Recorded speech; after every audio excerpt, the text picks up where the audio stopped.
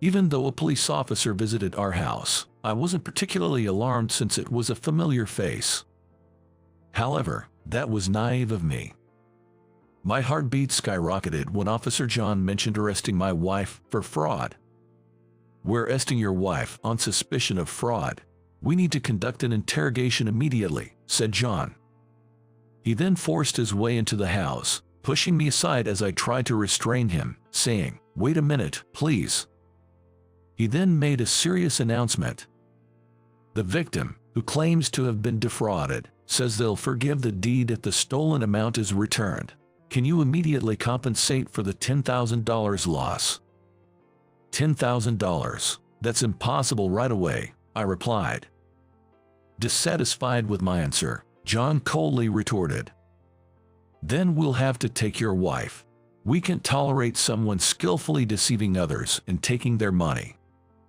Initially, I was bewildered, but the more I heard, the more I felt something strange. "Are you sure my wife committed fraud?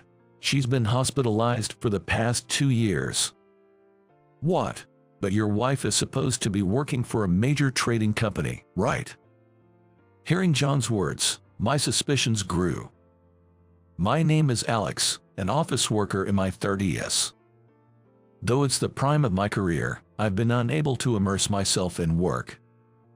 I have a family of 3, including my wife Sarah and our 3rd-grade son, Eric. Sarah has been hospitalized for the past 2 years due to illness. Believing in Sarah's recovery, I leave work on time to dedicate myself to household chores and child care. After 2 years, I've gotten used to managing chores efficiently and helping Eric with his homework. There are days when I have to work on weekends, but I still manage to visit Sarah with Eric 2 or 3 times a month. Wishing for Sarah's speedy recovery occupies most of my thoughts, but lately, something else has been troubling me. I've started to notice some unsettling movements around our house. One day, after stopping by the supermarket on my way home from work, I spotted someone dressed as a police officer lurking nearby. "Good evening. Are you on patrol? Is something wrong?" I asked. The officer was startled by my sudden approach because he hadn't seemed not to notice me behind him. After apologizing for surprising him, I inquired about the situation, and he began speaking in hushed tones while showing his badge. "Actually, there have been reports of a suspicious person in the area. A masked adult wearing sunglasses has been approaching children. So please be careful. If you see anyone suspicious, let us know." The badge had the name John on it. According to him, there is a dangerous person wandering around here. I thought to myself that I needed to warn Eric about being cautious. After greeting me, John left. "Eric, I just met a police officer. A police officer said there's been a suspicious person around, so be careful, okay?" I cautioned Eric while unpacking groceries. He was busy with his homework, so he gave a distracted response. He has been manly more and more, but I was worried he wasn't paying attention. "Are you listening?" I asked, somewhat exasperated, but then I was suddenly preoccupied with another matter. "Eric, sorry, I forgot to set the bread maker this morning. Go ahead and take a bath first. I'll start cooking now." Rushing to the bread maker, I was momentarily choked by the steam that rose as I opened the lid. "Calm down, Dad," Eric said with a sigh. "I baked bread since you forgot, and you're putting the laundry in the wrong place again. Please don't make me tell you multiple times. Try to remember after the first time." At work, people commend me for managing household chores and child care on my own, but in truth, Eric is several times more reliable than I am. It's probably such a dependable son that we've been able to manage even without Sarah. "If Mom doesn't come home soon, it'll be a hassle for you, Eric," I said jokingly. Eric responded by pursing his lips tightly. "It's okay, I can take care of things at home just fine, but Mom needs to get better first, and even when she comes back, I'll still help out with the household," he said. With tears welling up in his eyes and a frown forming between his brows, Eric said, Eric believes Sarah's hospitalization is his fault for being a nuisance. One day when we visited Sarah, She was weakened by medication side effects. She vomited repeatedly in front of Eric. "If you are not a good boy, I will have a hard time." Sarah had scolded Eric before her illness was discovered. This conversation seems to have deeply impacted him. So, he's vowed never to trouble his mother again. Let's visit Mom this weekend. She's looking forward to seeing how well you're doing in your studies.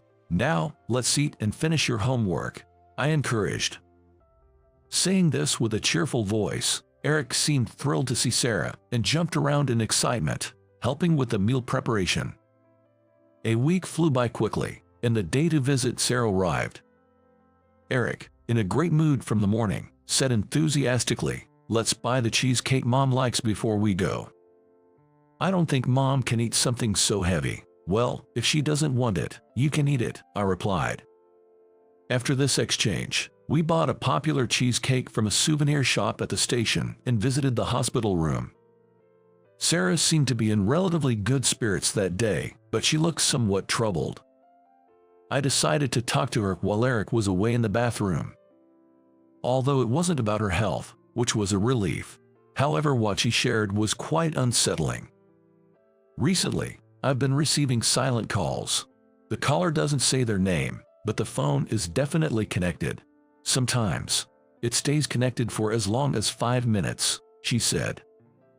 "That's creepy. Actually, there have been police patrols around our area too, mentioning a suspicious person lurking around. It's a dangerous world we live in. Whether it's the news or social media, it seems we're bombarded with bad news. I hope Sarah's health improves soon and we can return to a peaceful life, but in these times worries never seem to end." Silent calls can really wear you down mentally, can't they? You haven't talked to the police yet, have you? It doesn't seem like there's any direct harm, and I doubt anyone would come to the hospital to cause trouble. "What are you talking about? It'll be too late if something happens, right? I'll talk to the police patrolling our area." While we were discussing this, Eric returned. This visit was what Eric had been looking forward to. We decided to put an end to our somber conversation and enjoy the cheesecake while chatting happily. The following week, as I was returning from work, I saw John patrolling. I thought it was a good opportunity to discuss the silent calls, but John was deeply engaged in a conversation with Eric. "John, thank you for your hard work, Eric. Have you finished your homework?" "I finished it a long time ago. I went out to play with friends and just got back." After nodding at Eric's response, I turned to face John. "Sorry to interrupt your work, but I have a concern and was wondering if I could have a moment of your time." "Of course, that's fine. What's the matter?" Just knowing that someone is nearby to protect us is incredibly reassuring. However, I'd prefer not to let Eric hear about this conversation. Eric is already concerned about Sarah. If he knew about the silent calls to Sarah, it would surely distract him from his studies and daily life. "Eric, can you go home and warm this up for me?" "What? No, I want to hear the conversation too." "This conversation doesn't concern you, Eric. Please go inside." Despite asking Eric to warm up the food we bought, he was reluctant to comply. Sensing my intention, John offered his help. "Eric, you can help out at home too, right? That's very commendable," John praised. But Eric wasn't so easily swayed by such childlike persuasion. Feeling bad for keeping John busy, I was about to leave when he said, "I'm around here almost every day, so feel free to talk to me anytime." I thanked John and, together with Eric, waved goodbye to him. We went back home. While Eric and I were having dinner, Eric started talking with his mouth full of food. "John is really a nice guy, isn't he?" "Yeah, protecting the town is a tough job. We should be grateful. By the way, what were you talking about before I arrived? Did he mention any sightings or something?" I casually asked, recalling the serious conversation between Eric and John. But Eric's reply cast a shadow over my heart. He was asking about what time Dad usually comes home, when Mom will be back, and if there's anyone else living with us. He mentioned there have been burglaries around here. Eric said. I haven't heard of any burglary incidents in our neighborhood. Since Eric is still young, he might be concerned about whether Eric is living alone or if there's someone to take care of him. However, it felt intrusive, like someone was prying into our lives, which didn't sit well with me. It would be great if we could live without any incidents. Also, Eric, be careful not to share too much information about our home with others, I advised. Although Eric didn't seem entirely convinced, he replied, "Okay," and I decided not to press the issue further. About a month had passed since then. As I was preparing to visit Sarah with Eric, the doorbell rang. Since visitors were rare, I assumed it might be a salesperson and checked the monitor. I found only to see John there. "Good morning. Is there something wrong?" I greeted John as I opened the door. Seeing a familiar face in the form of a police officer didn't particularly alarm me. However, that was naive of me. John's words made my heart rate spike. "Your wife is under arrest for suspicion of fraud. We need to conduct an immediate investigation." John said this and ignored my words. "Please wait." He forcibly entered the house. "Can we talk about this? There is a child here, so please, let's stay at the entrance." I tried to keep my voice low not to disturb Eric, who was getting ready inside, but John disregarded that and barged into the living room. Then he made a grave announcement. There are accusations of a crime against her.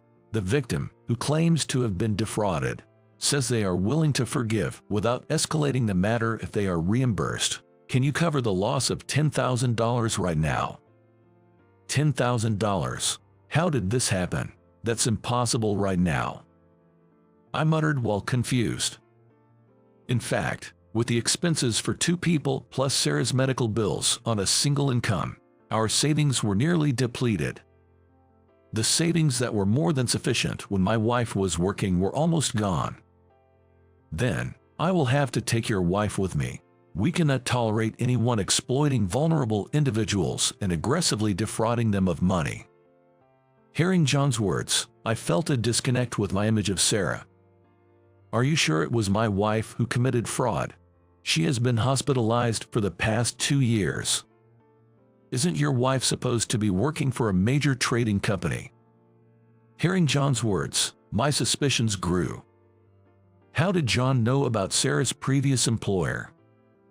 It's possible Eric might have mentioned it, but he wouldn't know what a trading company entails. And Sarah's workplace had even become a joke since he couldn't answer it precisely. It's hard to believe the police would know every local resident's occupation, and even if they looked it up, they should have quickly found out about her resignation. "John, could I see your police badge again, please?" At my request, he visibly showed signs of disturbance. At this point, I was certain he wasn't a police officer, but I was worried about pressing the issue too much in case it led to a complaint. After all, Eric was inside the house as well. I didn't want to put my child in any danger. John quickly regained his composure and, with feigned authority, raised his voice. "Well, if your wife isn't here, I have no choice but to take you instead. What will you do? Will you come to the station with me? Or will you settle this with money? Of course, I'll have to handcuff you if we go to the police station." Looking outside from the entrance, there was no police car in sight. He had handcuffs, but they lacked a sense of authenticity. It looked somewhat flimsy. They seemed like something you might buy at a store, resembling a toy. Paying was not an option. But if I were taken away, who knows what might happen? I grabbed my cell phone, pretending to be scared, and pleaded with John. "I have a family member who might be able to lend us some money. Can I check with them to see if they can transfer the funds? That way, both Eric and I won't have to leave here, right?" After a moment's thought, John nodded, "All right. But you'll make the call here. I can't let you use it as a means to escape. I'd have to call for backup otherwise." "Thank you," I said, opening the Contacts app. I wanted to contact the police, but John was closely watching my actions, and he would hear the conversation. So, I decided to call a sharp-witted friend who was a lawyer. We kept in touch regularly, and he was aware of Sarah's illness and often visited to offer support. Please answer the phone. My plea was answered as the call was picked up after a few rings. Sorry to bother you so suddenly, but could you lend me about $10,000? I'll make sure to pay you back. What's going on? He asked, sounding concerned.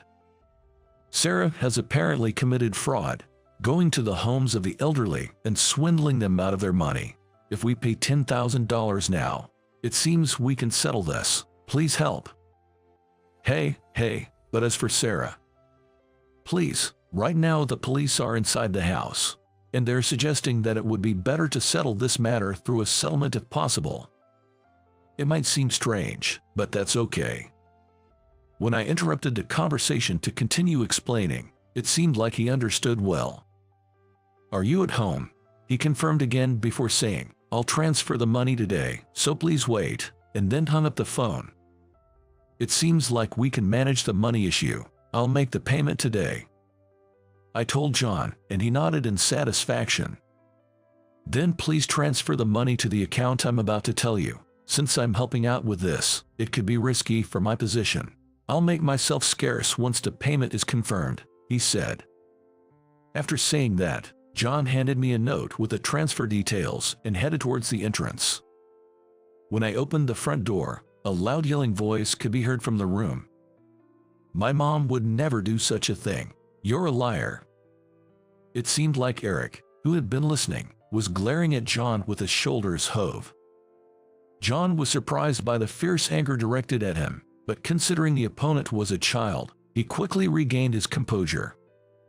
Eric, I understand you want to believe that, but your mom is a criminal. When someone does something wrong, they need to make amends, he said.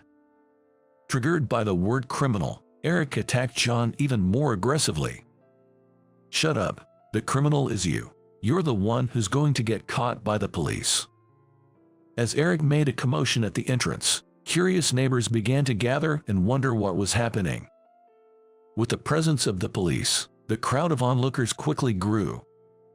In such a situation, John, who looked flustered, tried to escape by saying something vague. Suddenly, Eric raised his voice loudly. That man is a bad person. Catch him.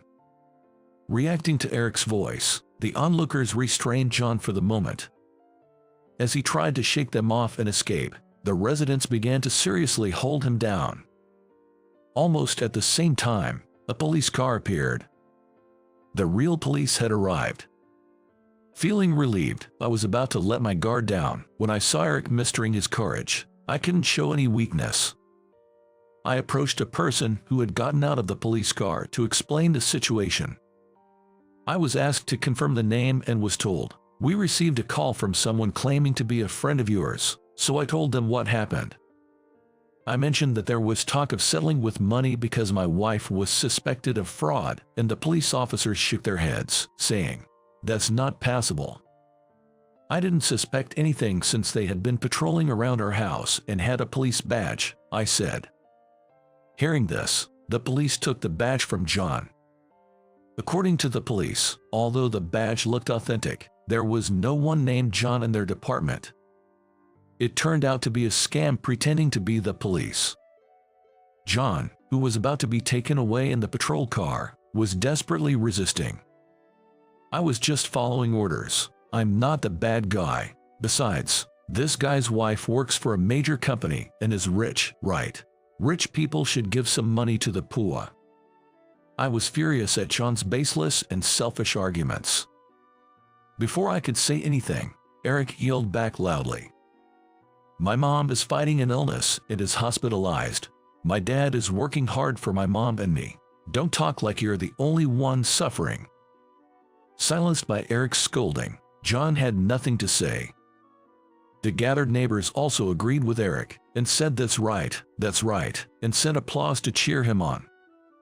John couldn't say anything in response and quietly got into the police car. It turned out that the call to the police was made by the friend, who sensed that something serious was happening from the phone call. Speaking to him, who is a lawyer, he gave me an idea of what might happen to John, who had impersonated a police officer using a false name. Later, the police also contacted me, informing me that John was involved in another case as well. The silent calls to Sarah were also traced back to John's phone, indicating some nefarious plan. Furthermore, it appears he had a previous conviction for fraud, which involves deceiving people to gain illegal financial benefits. He also claimed to invest the collected money to increase it, charging people for seminars as part of a group. Most of the money wasn't actually invested, and although a small portion was returned as dividends, he later claimed investment failures and embezzled the rest. Handling others' money for investment requires a license, which John never possesses. Additionally, forging a police badge also constitutes a crime. John has indeed committed many crimes. Given what I've discussed with a lawyer friend and the police, it seems likely that a severe sentence will be handed down. After all those has been done, it's only right that the crimes are fully atoned for. Above all, the most important thing is that Eric wasn't harmed. The police and our neighbors praised him too. Eric did a great job standing up to the bad adult. Eric stood by his principles and fought against the wrongdoer. As a parent, it was nerve-wracking to watch, but I'm proud of the way Eric lives his life. Eric, embarrassed by the praise, blushed and turned away, saying it's nothing. You knew your kind mother would never do such a thing, didn't you? Of course, I believe in both you and your mother. Hearing my words, Eric smiled happily. Despite everything, it's a relief that nothing serious happened. When I asked Eric if he had finished your homework, he widened his eyes in shock and rushed to his room. Oh no, I just remembered I have a report due tomorrow. I sighed and said, but it was a relief to see our normal routine returning. Later on, the incident was briefly covered in the local newspaper. The headline reads, "Elementary school student's courage leads to arrest of criminal." Mom, this is about me. Eric insisted on bringing the newspaper to show to Sarah, clearly eager for her to see the article. Of course, Sarah was already informed, and the hospital had various newspapers, including local ones, so she might have seen it. However, Sarah reacted as if it was her first time seeing it, indulging Eric. Wow, is that really about Eric? I can't believe it. Really, look, it even says Eric. Listening to Eric's earnest explanation while pointing at the paper, Sarah also showed great surprise. Watching the two of them, I shared with Sarah what happened at the time. Eric was really cool. He yelled, "My mom would never do such a thing," and even the criminal got scared. Eric, did you really say that for me? You've grown impressive. Thank you. As Sarah praised him and stroked his head, Eric's eyes welled up with tears for some reason. Sarah asked with concern, "What's wrong?" to which Eric replied in a soft voice, "I'll be good and do my best. I won't cause you any trouble, Mom. Please get better soon. I feel like it's my fault you got sick." As Eric's tears fell, Sarah gently hugged him and said, "This illness isn't your fault, Eric. It's a trial that God has given me, but it's one that we can definitely overcome, so don't worry." Then, as if remembering something, Sarah continued, "You know, I once said that if you weren't good, I would get sick. That's not true at all. I'm sorry for saying something so harsh." Before long, tears were in Sarah's eyes too, and the sound of their sniffles filled the hospital room. Dr. Smith also said that if things keep going this way, I might be able to leave the hospital soon. So hang in there, I'm doing my best too. Sarah has been looking really well lately. If things continue as they are, Dr. Smith's prediction about her being able to leave the hospital soon might just come true. With that hope, I sincerely prayed for her recovery. Months have passed since then.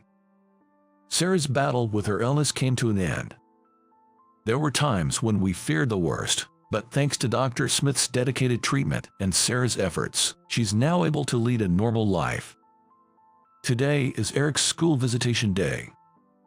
It's been a long time since Sarah and I went to see Eric at school together. Eric has really grown up, Sarah noted. Indeed, Eric stood confidently in front of the blackboard, just as Sarah said. The Visitation Day's theme was to present essays about future dreams. I remember seeing Eric revise his essay several times a few months ago. Although I usually check his homework, he insisted on keeping this essay a secret, so today was the first time I heard it. My dream is to become a police officer. I've caused a lot of trouble for my parents until now, but I won't anymore. I've been treated kindly by many people, so I want to become a police officer to repay that kindness. I've realized that not everyone in the world is kind based on my experiences. I want to act to protect my loved ones from such people. Becoming a police officer is not easy, but my mom taught me that we can overcome any trial. My mom fought hard against a tough illness and managed to get better. I want to be an adult who doesn't give up when faced with difficulties. Just like her. If anything happens, I will protect my parents. Both Sarah and I couldn't help but shed tears as Eric passionately expressed his thoughts in a loud voice.